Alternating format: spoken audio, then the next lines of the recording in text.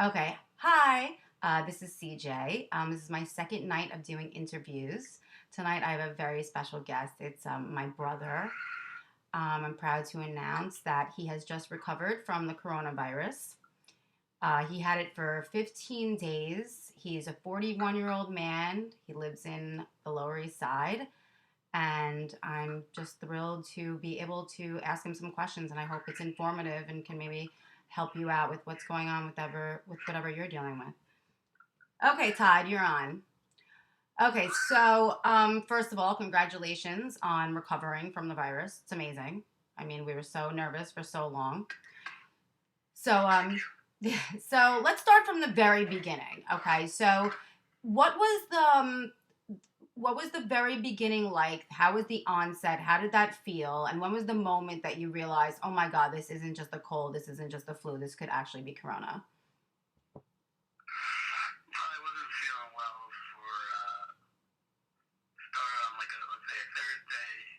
Started kind of feeling shitty, crappy, and like a headache, and I just my whole body kind of just felt not right. Nothing crazy, but I wasn't feeling good, and I kind of went on from like a Thursday until like a Tuesday where I just kind of overall felt like shit. But that went about my life, and it wasn't great. Nothing crazy. And then, so then, like Tuesday night slash Wednesday morning, I started feeling really, really shitty, and my fever spiked up to like 101, like kind of just very quickly out of nowhere, and I started getting very nauseous. And I threw up, and I had diarrhea, and I felt overall very shitty. Like I felt like I kind of had like a flu. And so then I started thinking that I probably had this thing. And so then that night, that like Wednesday night was a brutal, brutal night. And So how was it brutal? You said to me you felt like, your body was taken over by some foreign entity. Like, explain that. yeah, so I'd say like, Wednesday night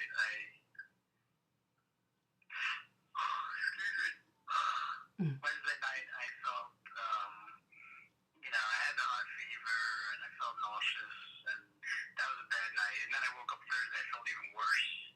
And Thursday was just a horrible day and night. So really the worst day was actually like a week after the onset. Right. Okay. So right in the middle there, you had the worst spike. Okay. Yeah. So tell me about that awful night. Yeah, so like that night, that Thursday night, which was probably a week later after I had the initial symptoms, Mm-hmm. I just felt death. It was horrible. My stomach was like a nuclear reactor site. My whole body was just, I had terrible shakes, chills. Did your muscles ache? Yeah, I mean, I don't know about that. Mm-hmm. I don't know if they were aching. My whole body just felt horrible. I like jumped in, like my teeth were chattering. Oy. I had bad chills, and my stomach was horrible, absolutely horrible. Was there anything that you could do or take to find any relief? No, I was getting no relief. No relief, no matter what. Were you eating or drinking or just kind of in a daze the whole time? Yeah, I was in a daze. And usually when you're sick, you can get some relief. And for that, like, 24 to 36-hour period, I just was not getting any relief. So you couldn't... Nothing. It was, like, overpowering everything I was taking. And, excuse me. Yeah, it was bad. So that night was very bad. I felt like I had, like, almost like a foreign agent in my body, kind of, like, that I was going to war with. Like, there was something in me that just didn't feel right. Yeah. Something unusual, something foreign. Like, so this sounds like the bad night that you had. It sounds like very similar to what Chris Cuomo was saying, and he's in your age bracket, in the same like state of health. He claims that in detail, he explained that he had like hallucinations. Did you see or hear anything strange or? I didn't have hallucinations, but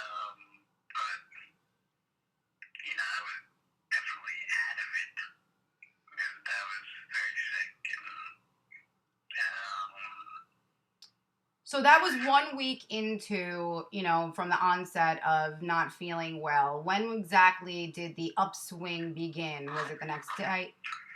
Couple days. well, like I said, I had like probably a very brutal, intense,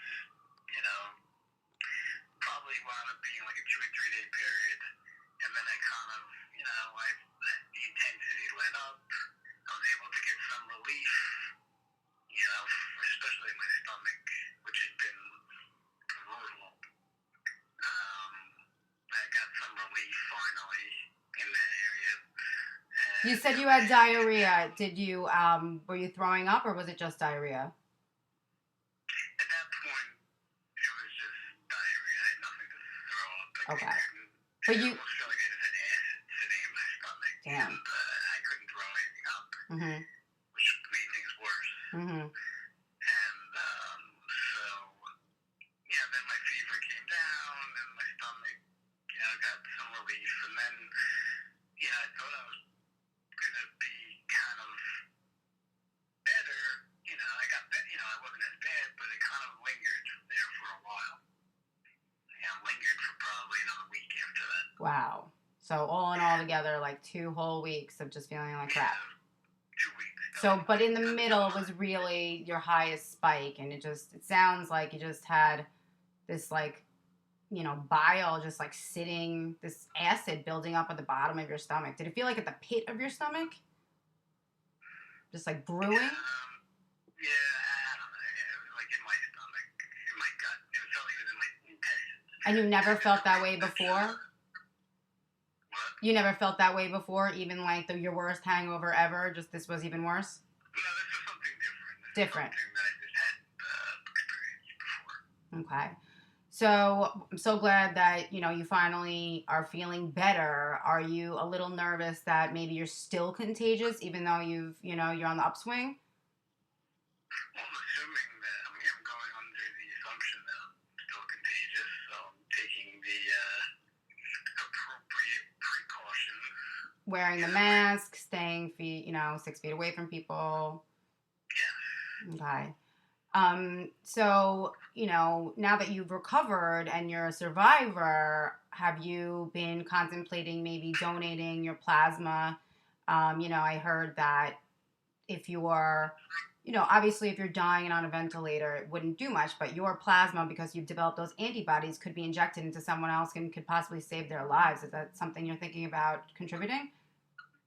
Sure. I would be welcome to do that. Okay, so yeah, I know I sent you some links, but I'm gonna try to see if they can actually get to you. I think it's a big problem if you actually have to leave your house and go somewhere after that you just went to hell and back. So I'm gonna update you and the viewers about how that next step progresses, because I think it's really important, and if you could save someone's life, then yeah. So I know that you kind of felt isolated and you didn't really want to go to a hospital, and if you didn't have the virus because you weren't sure, infect yourself more. Did you speak to any doctors? Were you trying to get a test? What was your story about, like what you were trying to do to make yourself feel better? Yeah, I spoke to, I called my regular doctor, Mm-hmm. and he wasn't in the office, and I had some nurse call me back who wasn't very helpful, and she kind of said that,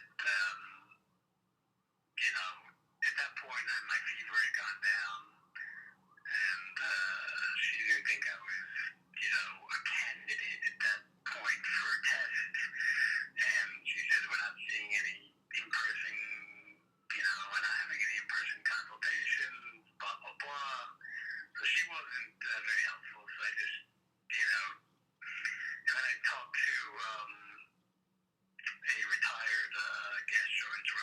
which Mm-hmm. was very helpful. Mm-hmm. He thought that I had the virus from the research he had done. Okay. And he was very helpful and gave me a lot of good insights, and basically told me to stay home and just monitor things. And if they got worse at that point, then Was he actually giving you any advice about maybe, making yourself throw up, or just to relax and let it, take its course? he was just telling me certain things. Make sure you get enough, electrolytes Mm-hmm. and a lot of Pepto Bismol. At that point when I talked to him, I wasn't nearly as bad. So it was more just about, dealing with the bad stomach at that point. Mm-hmm. So, I mean, obviously you're one of the lucky ones. I'm sure you've sat down and thought about this and counted your lucky stars. Do you have any idea why you did not develop any of the respiratory issues that others are having? Well, I assume that from what I've read and researched that, excuse me, that, well, I think that the virus tends to prey on the weaker parts of you. So, a lot of older people have more respiratory issues. I mean, you're somebody that can really, work out, not get winded. You're not a smoker. You probably have a pretty good lung capacity. You're probably strong there. Do you think that has something to do with it? Yeah, I do. Yeah, I think that's, you don't see a lot of, yes. I think that my stomach tends to be a little weaker, but who knows? I think it's a lot of what I've read. It's just kind of how it hits you and how much, listen, I don't know. I'm not an epidemiologist, but it definitely hit me in my intestines, which I have read that, there's a lot more research that they've done lately that says that this is a virus also. Yeah, it seems like at the beginning that they were just talking about respiratory problems, and all of a sudden gastrointestinal problems started resurfacing, surfacing on the internet and saying that this is one of the symptoms. It seems like that just happened, right? Yeah, I don't know, maybe I read that 4 or 5 days ago. Mm-hmm. It came out with a lot of new studies. So yeah, it's definitely not just a respiratory issue. Definitely not. But those are the most serious, cases. I mean, I don't want to freak you out, and obviously me, you, and everyone watching is thrilled that you got over the hump. But are you a little bit nervous that there might be some long-term effects later down the line? I'm hoping and I'm assuming not. And we all are, yeah. So, okay, that's all great. So you're gonna donate the plasma. That's awesome, and we're just so glad that you got over everything. Just one last question: when's the last time that you got out of your pajamas and saw the light of day? Well, there's not a lot of need to get out of pajamas these days. I live in New York City, which is a ghost town. So. Yeah. But yes, I've been out and about, and I'm back to doing some, going to the dog park with my dog, and so again, taking the proper precautions, and So now that you've recovered from this, do you think that you're completely in the clear? Do you think that you can't get it again, and now you can just go out and live your life normally? Well, I was planning on taking the F train uptown and licking every subway pole, but I believe that hopefully, I have it, and that I am, immune to it at this point, which would be nice. Yeah. Yeah, I mean, there was definitely a moment where I was thinking to myself, you know what, let me just get it over with. That way I can just live my life, maybe help the people in need. But after listening to your stuff, I'm like, I'm not moving. I'm staying home and I'm getting away from this. Don't be so fast. No, no, I definitely will not. So this entire time that you were sick before you know, recovered, were you able to watch TV, look at like watch movies, maybe read a book, or just your concentration was just so out of focus? Well, when I was very sick, I couldn't do anything. Nothing. You couldn't even watch TV or even, you know, wow. Okay, so what about listening to music, playing your guitar, anything like that? Nothing. Nothing. Okay, so you're just sitting in a dark room just with you know, complete silence. I was laying on my floor.